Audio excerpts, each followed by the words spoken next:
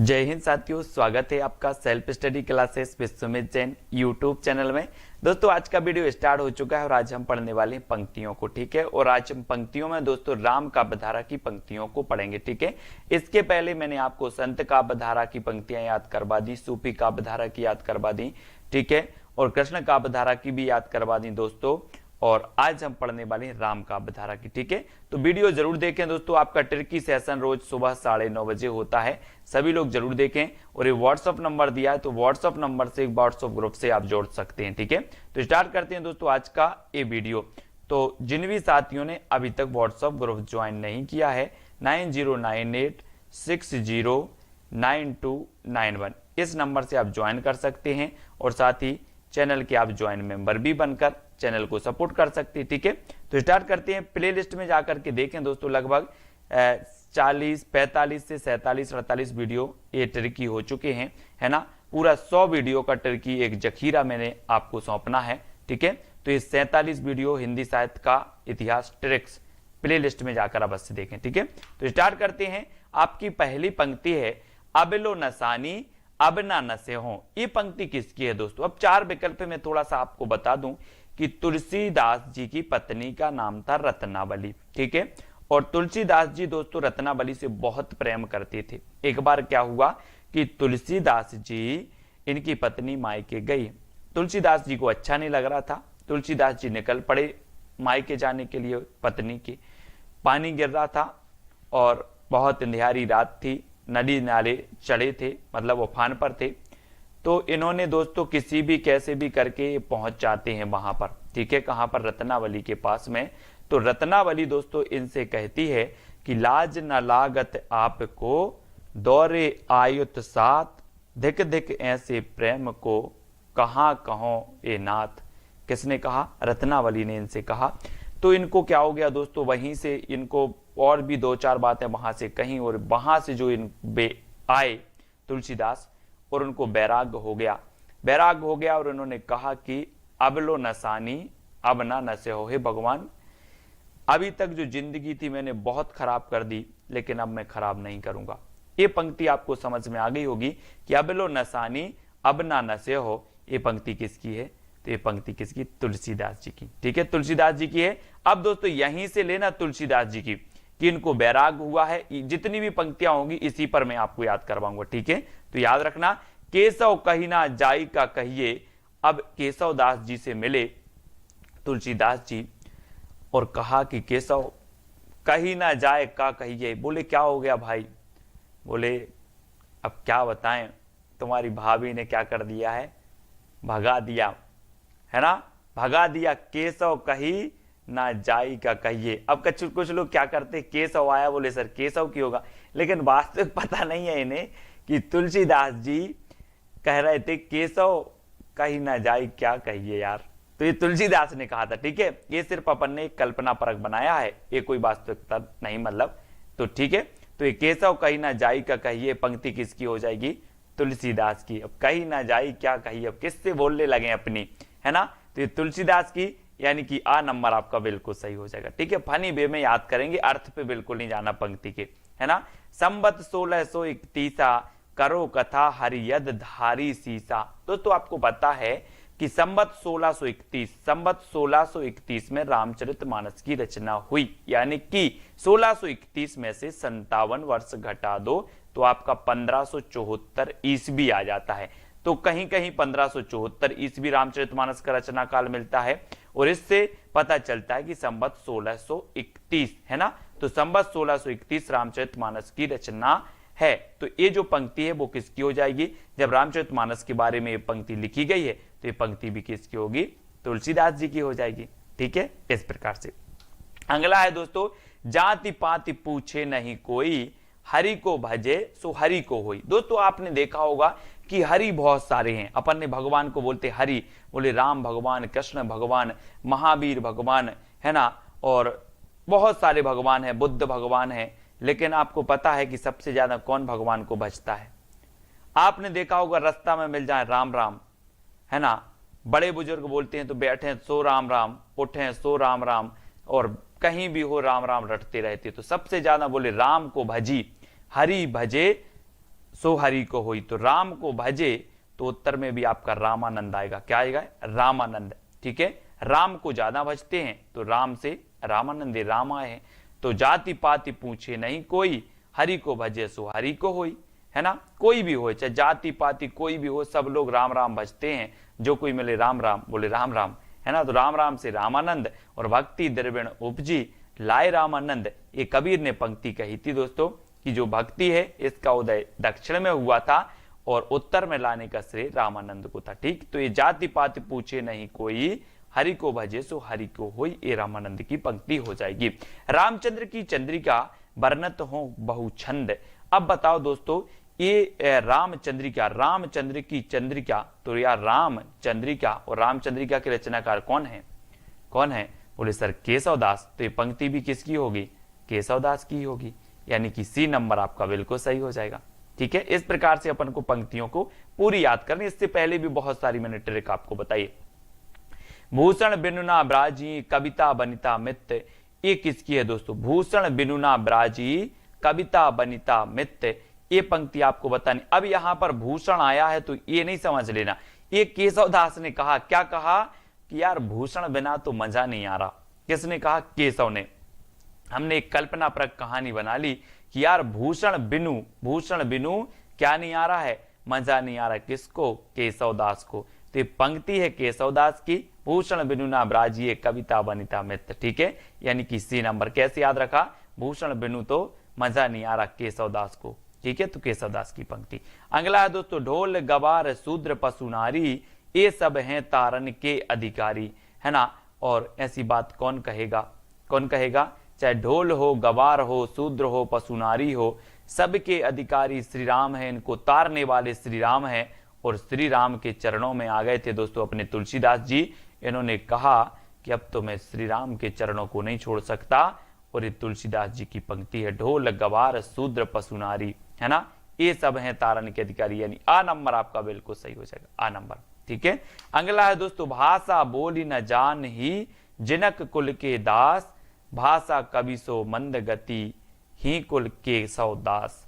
तो आपको पता है यहां पर केशवदास आएगा, कुल के केशवदास, तो एक केशवदास आया, यहां पर आपको केशवदास ही लगाना है, सा नंबर। आपको पता है दोस्तों भक्ति काल और रीति काल दोनों के कवि माने जाते केशवदास, है ना। इनकी रामचंद्रिका भक्ति परक रचना मानी जाती है, भक्ति काल की मानी जाती है। ठीक है, तो सा नंबर आपका बिल्कुल सही हो जाएगा।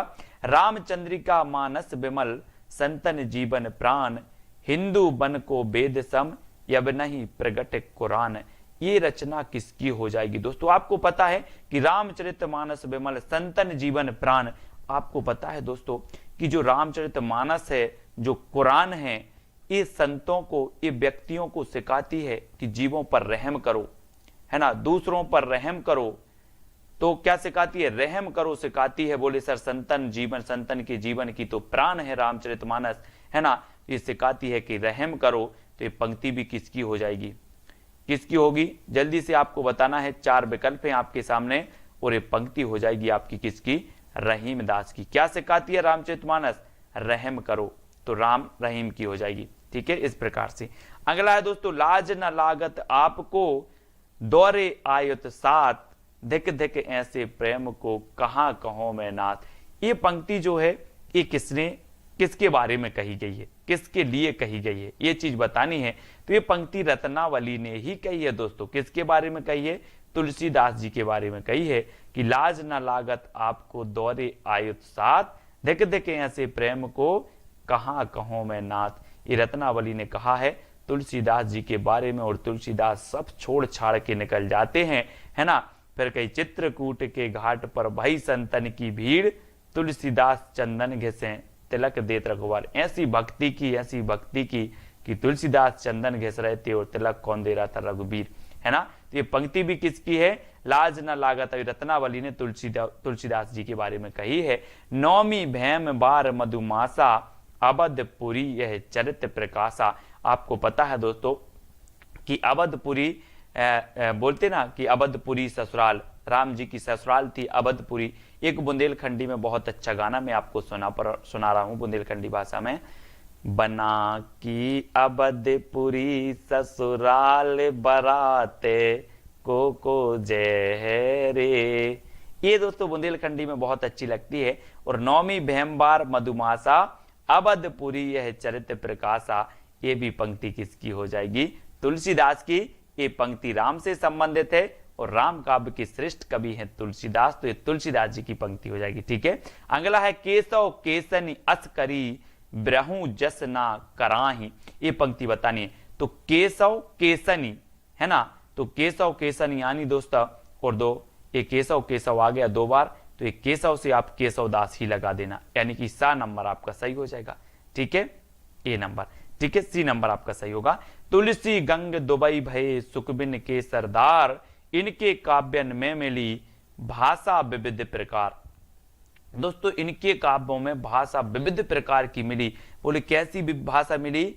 ऐसी भाषा मिली, ऐसी भाषा मिली, ऐसी सरल भाषा मिली कि भिखारी भी समझ जात, भिखारी भी समझ जात है। बोलिए तो आप तुलसीदास जी का दोहा बोल रहे हो। ऐसी भाषा मिली दोस्तों, आप भिखारी के सामने बोल देना कि कोई भी दोहा बोल देना तो भिखारी समझ जाएगा आप तो तुलसीदास जी की भाषा बोल रहे हो।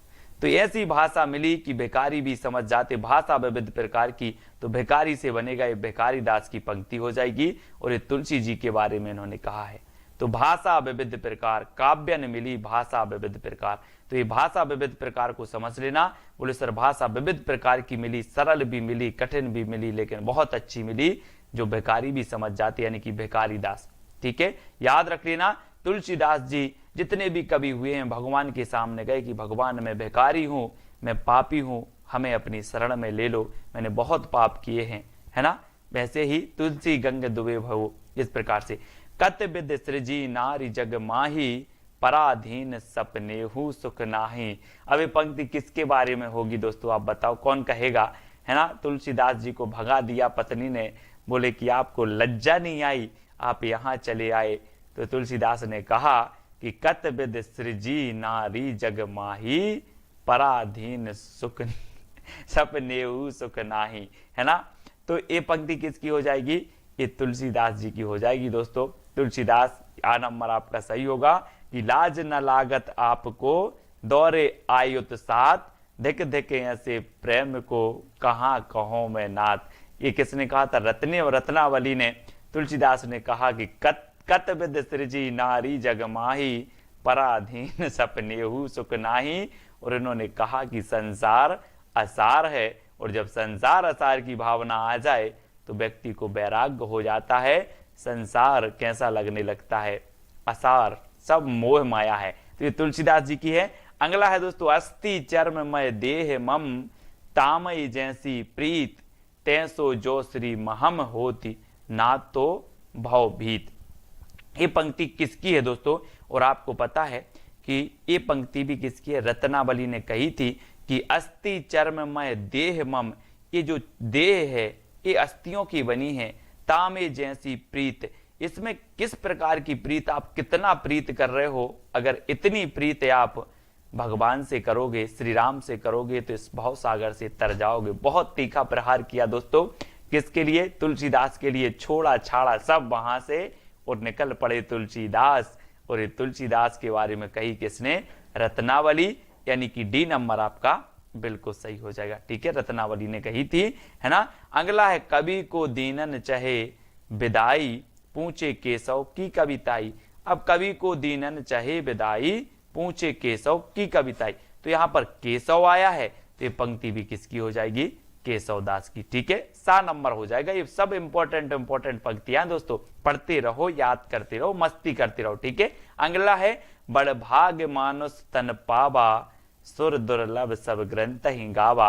तुलसीदास ने कहा था कि अब लो नसानी अब न नशे हो, है ना। आपने पढ़ा है कि अभी तक तो नशा गए, अपने जीवन को खराब कर दिया, लेकिन अब खराब नहीं करने वाला।